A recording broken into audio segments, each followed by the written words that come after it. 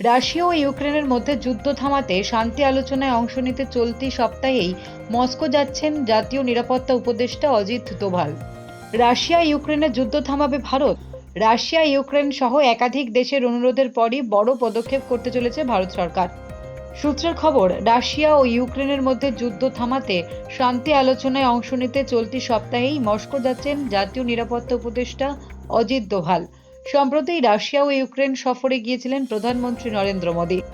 Ukraine সফর থেকে ফেরার পরও রাশিয়ার প্রেসিডেন্ট ভ্লাদিমির পুতিনের সঙ্গে ফোনে কথা বলেছিলেন। পুতিনও সম্প্রতি ইউক্রেনের সঙ্গে বিরোধ মেটাতে মধ্যস্থতাকারী হিসেবে ভারতের নাম উল্লেখ করেছিলেন। সূত্রের খবর, প্রধানমন্ত্রী মোদির সঙ্গে রাশিয়ার প্রেসিডেন্টের ফোনালাপের পরই সিদ্ধান্ত নিয়েছে যে জাতীয় নিরাপত্তা উপদেষ্টা অজিত দোভালকে মস্কোয় পাঠানো হবে। রাশিয়া ও ইউক্রেনের মধ্যে মধ্যস্থতাকারী হিসেবে কাজ করবেন অজিত দোভাল। সম্প্রতি রুশো প্রেসিডেন্ট বলেছিলেন, ইউক্রেনের সঙ্গে বিরোধ মেটানোর ক্ষেত্রে মধ্যস্থতাকারীর কাজ করতে পারে চীন, ভারত ও ব্রাজিল।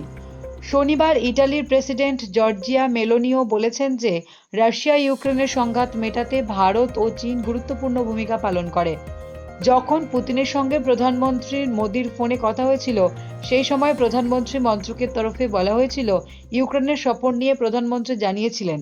ফোনালাপে তিনি আলোচনা ও কূটনীতির গুরুত্ব তুলে ধরেছিলেন, শান্তিপূর্ণভাবে আলোচনার মাধ্যমে সমস্যা মেটানোর উপরে জোর দিয়েছিলেন।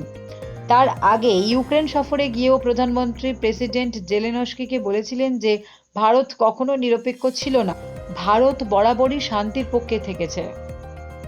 Bureau report, D Bangla news.